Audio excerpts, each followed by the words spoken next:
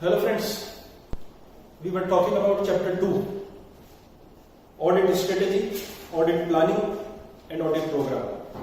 एक बार मैं फटाफट से आपको याद दिला दूं, आप भी देख सकते हैं मॉड्यूल में। सबसे पहले हमने पढ़ा था कि ऑडिट प्लानिंग क्यों की जाती है, ऑडिट को इफेक्टिवली, एफिशिएंटली और टाइमली मैनर में करने के लिए हम प्लानिंग करते हैं। दूसरा पॉइंट हमने पढ़ा कि प्लान में क्या क्या इंक्लूड किया जाता है, तो वो 4 पॉइंट आपके मॉड्यूल में है, वी डिस्कस। उसके बाद हमने कहा था प्लानिंग कोई वन टाइम एक्टिविटी नहीं है, ये एक कंटिन्यूअस और रीइटरेटिव प्रोसेस है, लगातार चलती रहती है। 1 साल की ऑडिट खत्म होती है, हम अगले साल की ऑडिट प्लान करना शुरू कर देते हैं और जैसे जैसे हमारी ऑडिट डेवलप होती है हमारा प्लान भी रिवाइज और अपडेटेड होता रहता है। बच्चों, फिर मैंने आपसे कहा था ये जो स्टैंडर्ड है SA 300 which is planning and audit of financial statement, ये ऐसे 3 सेक्शन में डिवाइडेड है बच्चों। सबसे पहले हमने पढ़ा बेनिफिट्स ऑफ ऑडिट प्लान कि ऑडिटर को प्लान करके ऑडिट करने से क्या क्या फायदे हो सकते हैं, और वो हमने 6 पॉइंट्स ऑफ बेनिफिट्स मैंने आपको पिछले लेक्चर में बताए थे। उसके बाद जो इसका सेकंड टॉपिक है वो है ओवरऑल ऑडिट स्ट्रेटेजी और ऑडिट प्लान। तो बच्चों, मैंने आपको इसके बारे में भी बताया था कि ओवरऑल ऑडिट स्ट्रेटेजी एक ओवरव्यू है, एक ब्लूप्रिंट है मेरे ऑडिट की, और ऑडिट प्लान जो है वो मोर डिटेल्ड होता है, उसमें सारी स्टेप्स होती हैं कि how do you conduct audit. तो मैंने ऐसा भी कहा था शायद आपको कि पहले ऑडिट ओवरऑल ऑडिट स्ट्रेटेजी बनेगी, उसके बाद फिर ऑडिट प्लान बनेगा।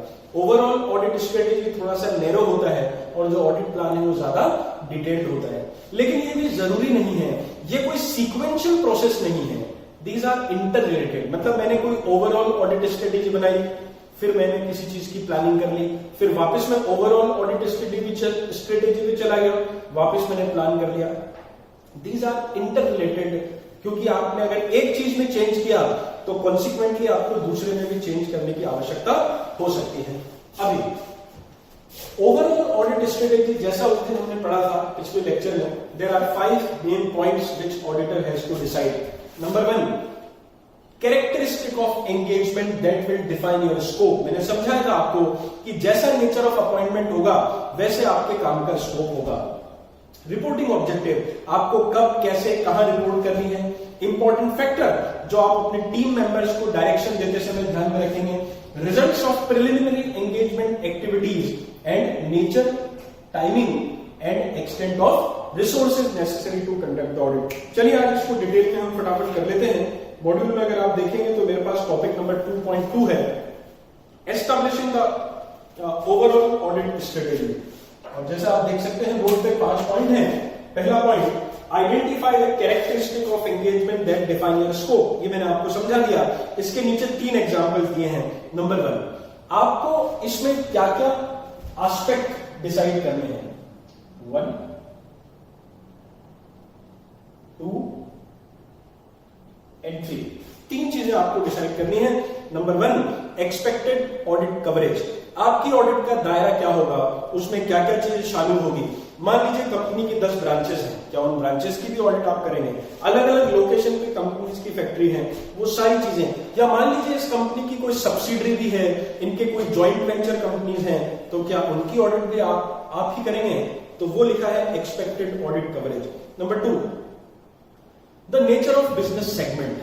इस कंपनी के बिजनेस सेगमेंट यदि कोई हो तो, बिजनेस सेगमेंट का मतलब होता है बच्चों नेचर ऑफ प्रोडक्ट। अगर ये कंपनी 10 तरह के प्रोडक्ट बनाती है, अलग अलग रेंज के प्रोडक्ट बनाती है, तो वो आपको देख लेना है, क्योंकि वो सब आपकी ऑडिट में शामिल होने चाहिए। और तीसरा point, expected use of audit evidence obtained in previous audit.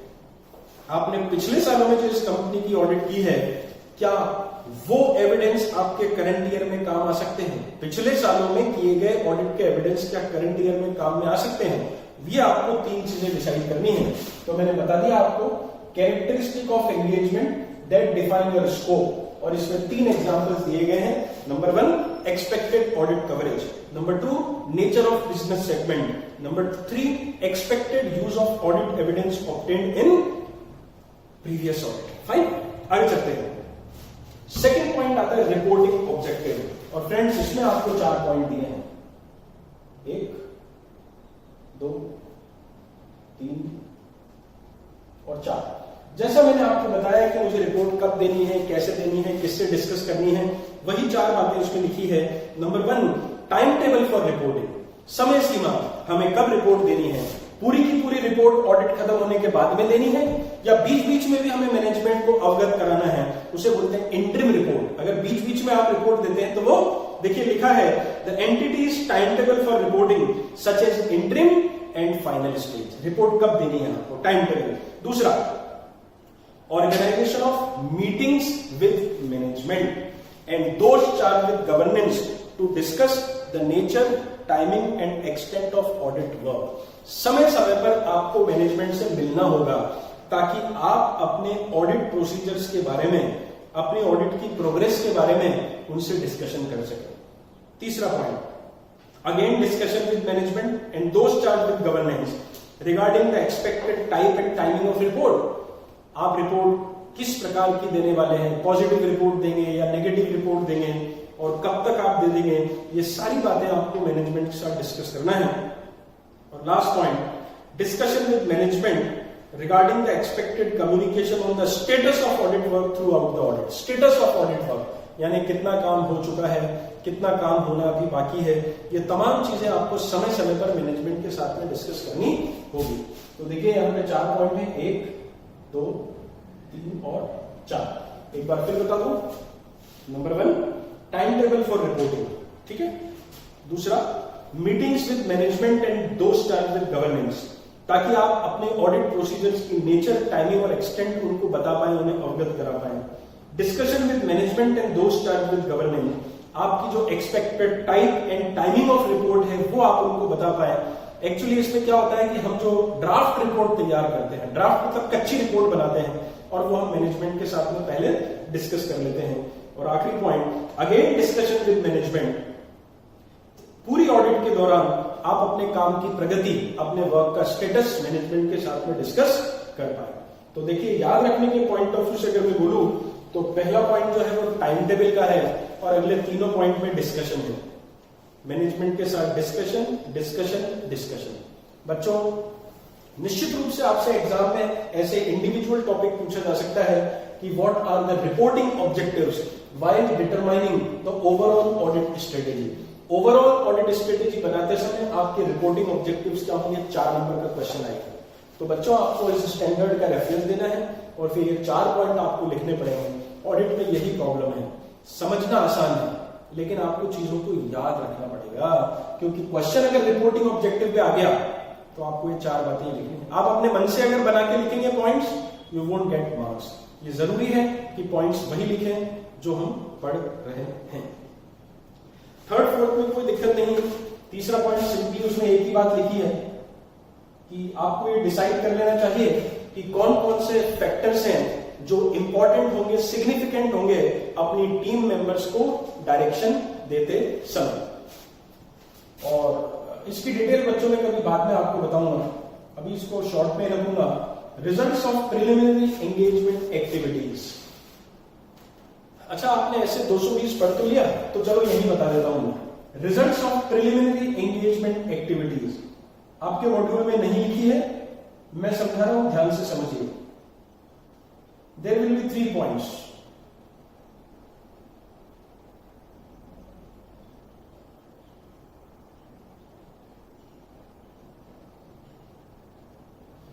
Results of preliminary engagement activities. देखिए, जैसा कि मुझे नाम से पता लग रहा है, preliminary, P for preliminary, E for engagement, A for activity. Preliminary मतलब प्रारंभिक, स्टार्टिंग में, इनिशियली। एंगेजमेंट मतलब अपॉइंटमेंट और एक्टिविटी मतलब एक्टिविटी। तो ये कुछ ऐसी एक्टिविटीज हैं जो आप ऑडिट की शुरुआत में करते हैं। तो इन 3 पॉइंट्स को हम बोलते हैं 220, 220, 210। पहले पॉइंट में हम ये देखते हैं कि हमें इस अपॉइंटमेंट को एक्सेप्ट करना चाहिए कि नहीं करना चाहिए। मैं नोट्स में आपको फिर बाद में प्रोवाइड करा दूंगा, तब हम और डिस्कस करेंगे। अभी शॉर्ट में रेफरेंस दे रहा हूं। पहले पॉइंट में आपको ये डिसाइड करना होता है कि हमें इस अपॉइंटमेंट को एक्सेप्ट करना है या नहीं करना है। दूसरे पॉइंट में हम ये डिसाइड करते हैं कि क्या हम ऑडिट करते समय एथिकल रिक्वायरमेंट्स को फुलफिल कर पाएंगे, क्या हम इंडिपेंडेंटली ऑडिट कर पाएंगे।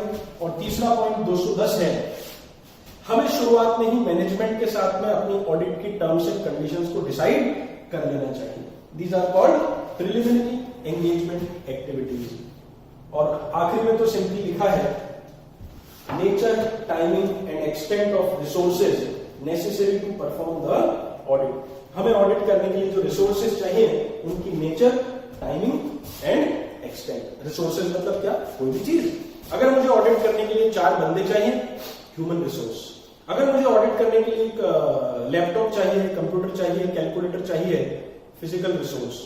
अगर मुझे आउट ऑफ पॉकेट कुछ एक्सपेंसेस करने हैं जो बाद में रिएम्बर्स होंगे, फाइनेंशियल रिसोर्सेज। आपको ऑडिट करने के लिए रिसोर्सेज की आवश्यकता होती है, उसकी नेचर, टाइमिंग और एक्सटेंट को डिटरमाइन करना, it is also part of overall audit strategy.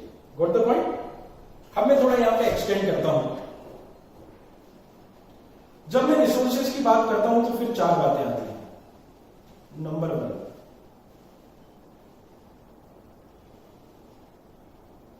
Requirement of resources. Number 2, quantity. Number 3, timing. Number 4,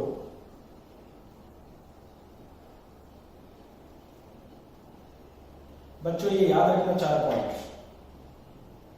When I talk about nature, timing and extent of resources, मुझे audit करने के लिए जिन संसाधनों की आवश्यकता है उसमें ऑडिटर को 4 बातें डिसाइड करनी होती है। Number 1, requirement of resources in each specific audit area. मुझे ऑडिट के अलग अलग क्षेत्रों में रिसोर्सेज की, संसाधनों की आवश्यकता है। क्वेश्चन नंबर 2, यदि आपको रिसोर्सेज की आवश्यकता है तो उसकी quantity, how much resources do we need. तीसरा point, when these resources will be required, आपको इन संसाधनों की आवश्यकता कब पड़ेगी। और नंबर 4, आप इन रिसोर्सेज को मैनेज कैसे करेंगे। तो अगर एग्जाम में क्वेश्चन आ जाए कि nature, timing and extent of resources के बारे में बताइए, तो वही आपको ऐसे 300 का रेफरेंस देना है। बताना है कि in determining overall audit strategy the auditor determines the nature, timing and extent of resources required to conduct audit. फिर उसकी डिटेल लिखिए। Auditor has to decide requirement of resources for each specific audit area.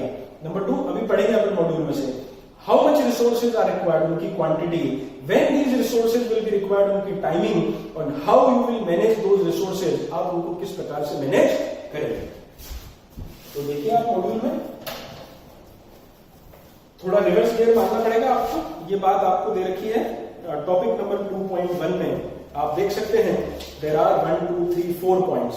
पहला resources, दूसरा amount of resources, तीसरा when these resources are required, और चौथा, fourth, how such resources are managed. Got the point? तो अब जाके मेरा कंप्लीट टॉपिक हुआ है ओवरऑल ऑडिट स्ट्रेटेजी।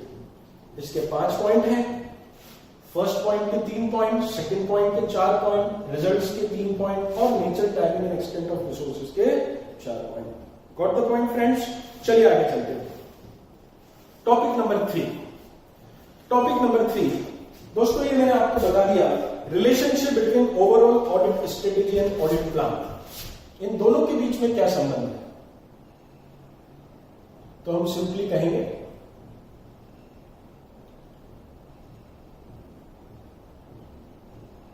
ये दोनों क्या है? इंटर रिलेटेड है। ये कोई एक के बाद एक होने वाली प्रोसेस नहीं है। हालांकि हम पहले ओवरऑल ऑडिट स्ट्रेटेजी बनाते हैं और उसके बाद में ऑडिट प्लान बनाते हैं, लेकिन ये जरूरी नहीं है, क्योंकि एक में अगर आप चेंज करेंगे तो दूसरे में भी चेंजेस आ सकते हैं। या पहले हमने थोड़ा स्ट्रेटेजी बनाई, फिर थोड़ा प्लान बनाया, फिर स्ट्रेटेजी, फिर प्लान, ऐसा दोनों जो है एक दूसरे की कॉम्प्लीमेंट्री हैं, इंटर रिलेटेड हैं। पढ़ लीजिएगा इस पैराग्राफ को। आगे चलते हैं। Next point is number 4, development of audit plan.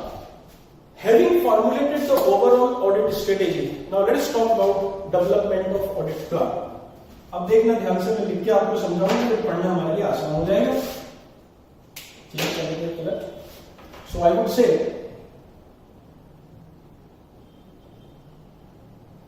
audit plan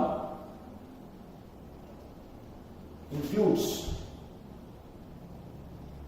nature, timing and extent of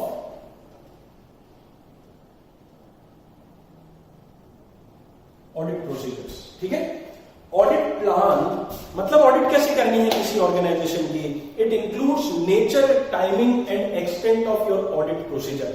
बार बार आता है ये शब्द, N for nature, T for timing, E for extent. Nature, timing, extent. Nature मतलब प्रकृति, what kind of audit procedure we are going to apply. अलग अलग तरह के ऑडिट प्रोसीजर्स होते हैं, हम आगे देखेंगे।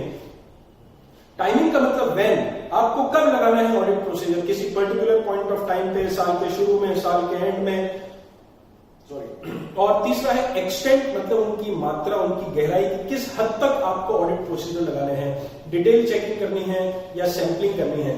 सो audit plan includes nature, timing and extent of audit procedures. और बच्चों ये ऑडिट प्रोसीजर्स 3 प्रकार के होते हैं। ऑडिट प्रोसीजर्स 3 प्रकार के होते हैं बच्चों।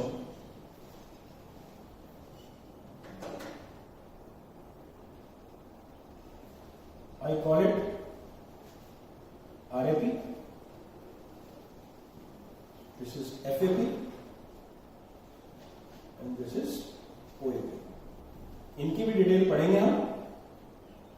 RAP, FAP, OAP। RAP बोले तो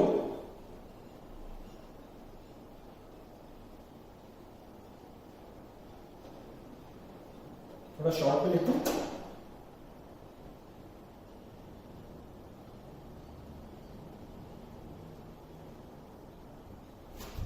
FAP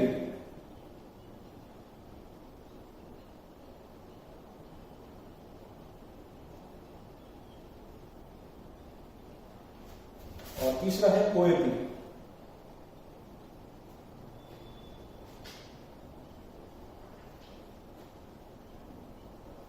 So now I can say there are 3 types of audit procedures: RAP, FAP, OAP। RAP बोले तो रिस्क असेसमेंट प्रोसीजर, FAP बोले तो further audit procedure and OAP बोले तो अदर ऑडिट प्रोसीजर। थोड़ा थोड़ा आइडिया दूंगा बच्चों आपको मैं।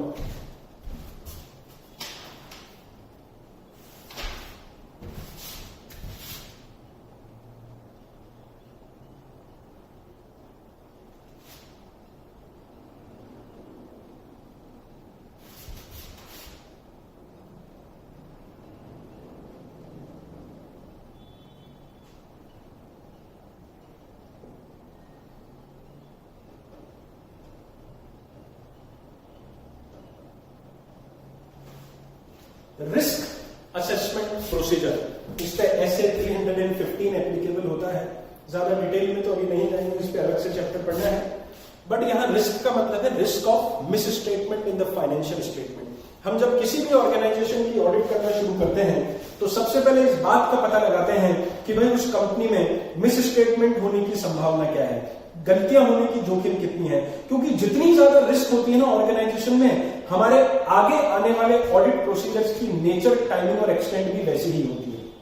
आप इसको ऐसे समझो, हम कोई कोर्स करने जा रहे हैं, जैसे हम CA कर रहे हैं, तो हमें सबसे पहले देखना होगा भाई कितने सब्जेक्ट हैं, कितने पेपर हैं, उनका टफनेस लेवल क्या है, कौन सा सब्जेक्ट ज्यादा टफ है, कौन सा सब्जेक्ट कम टफ है, किसमें मार्क्स कम आते हैं, किसमें बच्चे फेल ज्यादा होते हैं। आप क्या कर रहे हैं बच्चों, आप रिस्क असेसमेंट कर रहे हैं, यार एग्जाम में फेल होने की संभावना क्या है।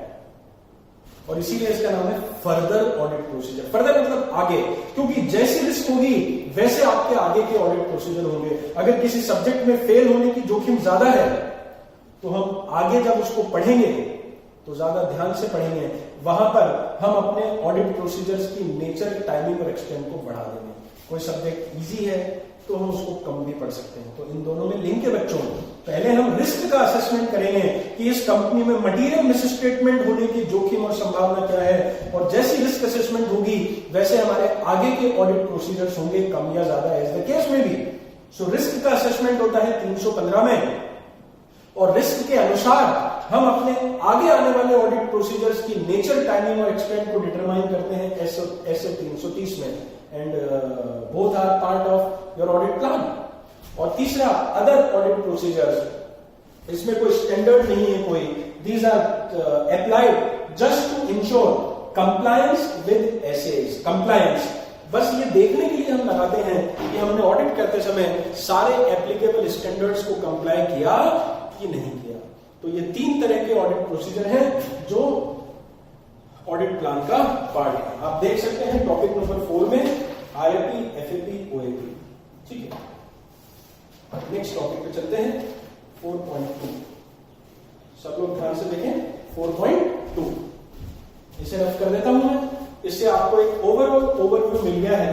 सबसे पहले तो भाई बेनिफिट्स क्या है, फिर हमने डिटेल में बात कर ली कि ओवरऑल ऑडिट स्ट्रेटेजी क्या होती है ना, इस सब के सारे पॉइंट हमने पढ़ लिए। और अभी हमने बात की कि ऑडिट प्लान क्या है, इसके ये 3 पार्ट इसमें इंटरव्यूशन। तो आई होप ये यहां तक क्लियर है आपको। इसको रफ करते हैं और फिर अगले टॉपिक की तरफ अपन बढ़ते हैं।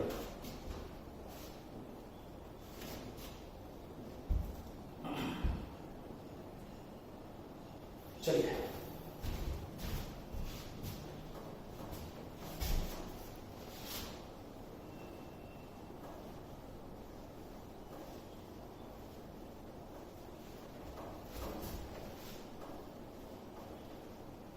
आपको समझाना मेरी जिम्मेदारी है। हम हर टॉपिक को कंसेप्चुअली पढ़ेंगे। मेरे हिसाब से अंडरस्टैंडिंग में आपको कभी कोई दिक्कत नहीं आएगी, कंसेप्ट हमेशा क्लियर रहेगा। बट दोस्तों, ये आपकी ड्यूटी है कि आप उसको घर जाके रिवाइज जरूर करें और थोड़ा सा पॉइंट टू पॉइंट पढ़ें, पॉइंट्स को लर्न करने की कोशिश करें, तभी एग्जाम में काम चलेगा। दोस्तों, पढ़ना अलग चीज है, समझना अलग चीज है, उसे रिटेन करना, याद करना अलग चीज है, और फिर एग्जाम में लिखना अलग चीज है। तब कहीं जाके नंबर आते हैं। ठीक है, तो रोज के रोज इनको घर पे पढ़िए, रिवाइज करिए और पॉइंट्स को अभी से हेडिंग लर्न करने की आदत डालिए। चलिए आगे चलते हैं। Topic number 4.2।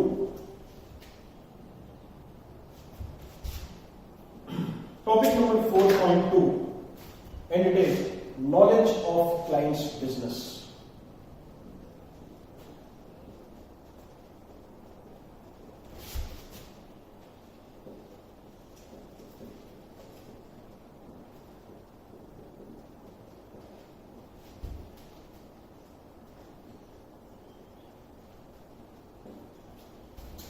देखिए दोस्तों, एक बात कही जाती है, audit plan should be based on the knowledge of client business. बड़ी सिंपल सी बात है, प्लान क्लाइंट के बिजनेस की नॉलेज पर आधारित होता है। Without having the knowledge of business you cannot plan the audit. आज मेरे पास कोई सीए का या सीएस का बच्चा आता है और बोलता है सर हमारे जुलाई में एग्जाम है, आप टाइम टेबल बना दो, प्लानिंग कर दो हम कैसे पढ़ें, या दिसंबर में एग्जाम है प्लानिंग कर दो। आई कैन डू दैट, क्योंकि मुझे पता है कितने ग्रुप्स हैं, कितने सब्जेक्ट हैं, क्या पेपर पैटर्न है, कैसे क्वेश्चंस आते हैं, क्या पासिंग मार्क्स है। I can plan your time table. लेकिन मेरे पास कोई आईआईटी का या मेडिकल का बच्चा आ जाए और वो मुझसे कहे कि भाई प्लानिंग कर दीजिए, आई कैन नॉट, क्योंकि मुझे उनका पेपर पैटर्न नहीं पता, सब्जेक्ट नहीं पता, अंदर की डिटेल नहीं पता। So unless you have knowledge of business you can not plan audit. तो इसका मतलब ये हुआ कि ऑडिट को प्लान करने के लिए हमें बिजनेस की नॉलेज गेन करनी होगी। और भैया वो नॉलेज कहां से आएगी? ऐसे 315 में इसके बारे में बताया गया है, बिजनेस की नॉलेज कहां से आती है। देखिए 1, 2, ABC, D और E है ना। E, there are 5 points. Again आप चाहें तो ऐसे 5 पॉइंट्स लिख सकते हैं।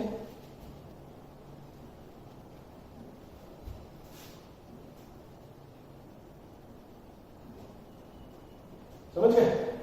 तो there are 5 sources, there are 5 points from where we can obtain the knowledge of client business. चलिए पढ़ते हैं आज इसी को। पहला, relevant industry, regulatory and other external factor. मैं एक मिनट इनकी नंबरिंग भी कर दूं ताकि आपको ध्यान रहे हम कौन सा नंबर पढ़ रहे हैं। ठीक है ना। Number A, relevant industry, regulatory and other external factors including the applicable financial reporting framework. यानी हम जब भी किसी ऑर्गेनाइजेशन की ऑडिट करते हैं, उसके इंडस्ट्रियल फैक्टर्स को अध्ययन करना है कि वो कौन सी इंडस्ट्री में आती है।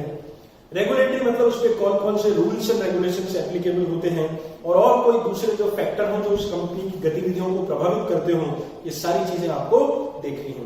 इसके एग्जाम्पल भी दिए हैं आपको, लाइक उसका कॉम्पिटिटिव एनवायरनमेंट, यानी कंपनी जिस इंडस्ट्री में है वहां कॉम्पिटिशन कैसा है। सप्लायर, कस्टमर, ये सब चीजें आपको देखनी है। सेकंड पॉइंट में है सप्लायर, कस्टमर, इन सबके रिलेशनशिप आपको देखने हैं। नंबर 3 टेक्नोलॉजिकल डेवलपमेंट, आप जिस ऑर्गेनाइजेशन की ऑडिट कर रहे हैं वहां टेक्नोलॉजिकल डेवलपमेंट कैसा है, बहुत तेज है या नहीं है, वो भी आपकी ऑडिट को और ऑर्गेनाइजेशन की गतिविधियों को प्रभावित करते हैं।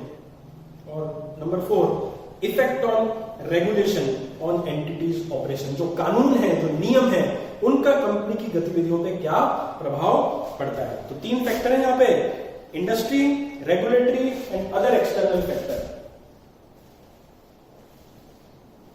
Industry, regulatory and other external factors, ठीक है। और इसके अंदर कितने एग्जाम्पल पढ़े आपने, 1 2 3 4, 1 2 3 4।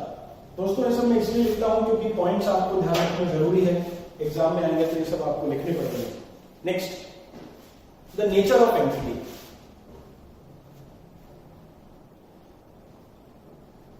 तो सेकंड पॉइंट क्या है, नेचर ऑफ एंटिटी, उस कंपनी की प्रकृति क्या है। भाई वो एक ट्रेडिंग कंपनी है, मैन्युफैक्चरिंग कंपनी है, सर्विसेज रेंडर करती है, पार्टनरशिप फर्म है, पब्लिक कंपनी है, प्राइवेट कंपनी है, उसकी नेचर आप देखिए ना, लिखा है इट्स ऑपरेशंस, ओनरशिप, गवर्नेंस मतलब मैनेजमेंट, ओनरशिप कौन है, मैनेजमेंट कौन है, टाइप्स ऑफ इन्वेस्टमेंट, किस किस प्रकार के निवेश इस कंपनी में ने कर रखे हैं, और चौथा पॉइंट है the way the entity is structured and how it is finance, ये कंपनी किस प्रकार से बनी है और इसका फाइनेंशियल स्ट्रक्चर यानी डेट इक्विटी रेशियो क्या है।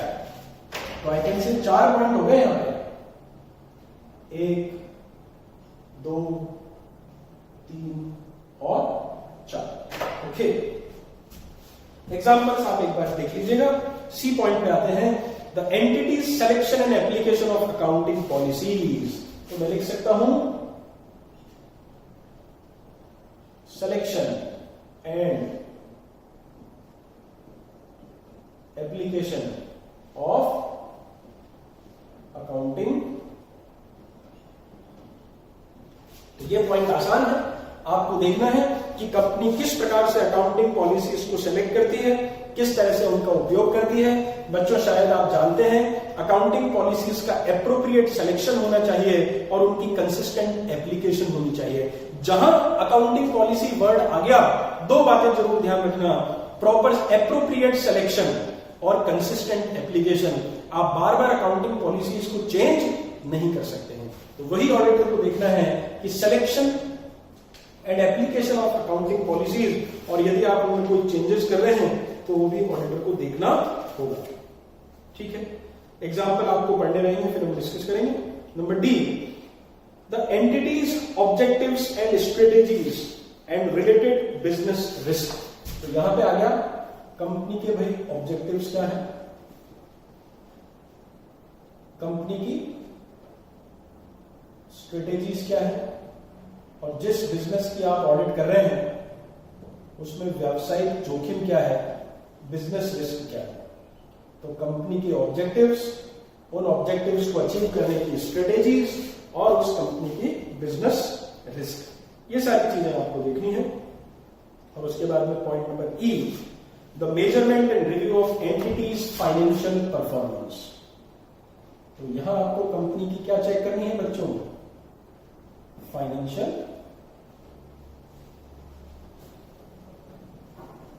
परफॉर्मेंस। ठीक है, तो इस तरह से आपके पास ये 5 पॉइंट हो गए। क्या पढ़ रहे हैं हम, knowledge of client's business as पर SA 315, following are the sources of knowledge of client business. Number 1 industry, regulatory and other external factors, उसके 4 पॉइंट हमने डिस्कस किए। नेचर ऑफ एंटिटी, उस संस्था की प्रकृति क्या है, उसके 4 पॉइंट हमने डिस्कस किए। उसके बाद कोई पॉइंट नहीं है, सिर्फ लिखा है selection and application of accounting policies, और यदि आप उनमें कुछ चेंजेस करते हैं तो वो ऑडिटर को देखना। उसके बाद है एंटिटीज, ऑब्जेक्टिव्स क्या है, स्ट्रेटेजीज क्या है, और उस बिजनेस में क्या क्या जोखिम है, बिजनेस रिस्क फैक्टर क्या है। और आखिरी है कंपनी की फाइनेंशियल परफॉर्मेंस को मेजर करना और उसको रिव्यू करना। ठीक है ना। तो मैं होमवर्क दे रहा हूं, इनके एग्जाम्पल्स आपको पढ़ने रहेंगे। इनके मॉड्यूल में जो आपको एग्जाम्पल दिए हैं वो एक बार आप पढ़ के मुझे बताएं। चलिए अगले टॉपिक की तरफ। Topic number 5। देखो क्या लिखा है, वैसे तो लिखने की जरूरत ही नहीं है, अपन बात कर चुके हैं। Audit planning is a continuous process. Audit planning is a, तो ये तो हमने शुरुआत में भी बात कर ली थी बच्चों कि प्लानिंग कोई वन टाइम एक्टिविटी नहीं है। Planning is a continuous process, it's a reiterative process, ये लगातार चलती रहती है। जैसे जैसे आपकी ऑडिट आगे बढ़ेगी उसमें चेंजेस हो सकते हैं, अपडेशन हो सकते हैं, रिवीजन हो सकते हैं, और यहां तक कि एक साल की ऑडिट आपने खत्म की, अगले साल की प्लानिंग आपकी शुरू हो जाती है। So planning is a continuous process. ठीक है, ये भी आप पढ़ सकते हैं। ठीक, अगला टॉपिक भी आसान है। Number 6, overall audit strategy and audit plan. देखिए ये दोनों टॉपिक अभी हमने पढ़े थे, ओवरऑल ऑडिट स्ट्रेटेजी और ऑडिट प्लान। बड़ा सिंपल सा क्वेश्चन है, कौन बनाता है? ऑडिटर। तो वही तो लिखा है टॉपिक नंबर 6 में, overall audit strategy and audit plan is auditors responsibility. ये ऑडिटर की जिम्मेदारी है। तो ये भी आप पढ़ सकते हैं। पॉइंट नंबर 7 में भी कुछ नहीं है, देखिए changes to audit planning decision during the course of audit. तो ये भी अपन बार बार बात कर चुके हैं कि ड्यूरिंग द कोर्स ऑफ, आपने इनिशियली ऑडिट प्लान की, आपने इनिशियली अपनी ओवरऑल ऑडिट स्ट्रेटेजी बनाई, and during the course of audit यदि परिस्थितियां बदलती है, आपकी नॉलेज अपडेट होती है बिजनेस के बारे में, तो आप अपनी प्लानिंग को और ओवरऑल ऑडिट स्ट्रेटेजी को चेंज भी कर सकते हैं, अपडेट भी कर सकते हैं। उसमें कोई बड़ी बात नहीं है, तो अपन बात कर ही चुके हैं। ठीक है ना। पॉइंट नंबर 8 देख लीजिए, direction, supervision and review. Friends upon planning के बारे में बात कर रहे हैं। देखो आप जानते हो मैं ऑडिटर हूं और मेरे साथ कौन है? मेरे टीम मेंबर्स हैं। मुझे अपनी टीम मेंबर्स को क्या करना है? डायरेक्शन देना है,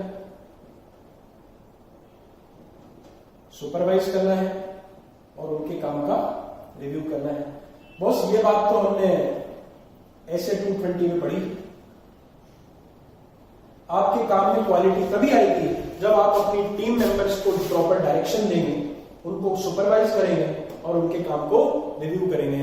अभी यहां पे सिर्फ इतना लिखा है, इन सबको भी आपको एडवांस में ही क्या कर लेना चाहिए? प्लान कर लेना चाहिए। पहले से डिसाइड कर लो कि मेंबर्स को डायरेक्शन कैसे देना है, उनके काम का सुपरविजन कैसे करना है और उनके काम का रिव्यू कैसे करना है। तो टॉपिक नंबर 8 भी इजी है। The auditor shall plan the nature, timing and extent of direction and supervision of work and the review of their work. अब देखिए कितनी प्लानिंग, मैं अपने मेंबर्स को कितना डायरेक्शन दूं, कितना सुपरवाइज करूं, कितना रिव्यू करूं, यार ये तो डिपेंड करता है। अगर आप किसी छोटी सी प्रोप्राइटरशिप कंसर्न की ऑडिट कर रहे हैं तो ये सब कम होगा, अगर आप किसी मल्टीनेशनल कंपनी की ऑडिट कर रहे हैं तो ये सब ज्यादा होगा। वही लिखा है आपके मॉड्यूल में, the nature, timing and extent of your direction and supervision and review. कितना डायरेक्शन, कितना सुपरविजन, कितना रिव्यू, 4 फैक्टर्स पे डिपेंड करता है। Factor 1, the size and complexity of entity. Company का आकार जितना बड़ा होगा, जितनी कॉम्प्लिकेटेड ऑडिट होगी, ये तीनों भी उतने ज्यादा होंगे। Number 2, the area of audit. अगर एरिया ऑफ ऑडिट वास्ट है तो बच्चों डायरेक्शन भी ज्यादा, सुपरविजन भी ज्यादा, रिव्यू भी ज्यादा। एरिया ऑफ ऑडिट कम है तो काम भी कम। तीसरा, assessed risk of material misstatement. समझ गए क्या? The higher the risk of material misstatement, more will be the direction, supervision and review.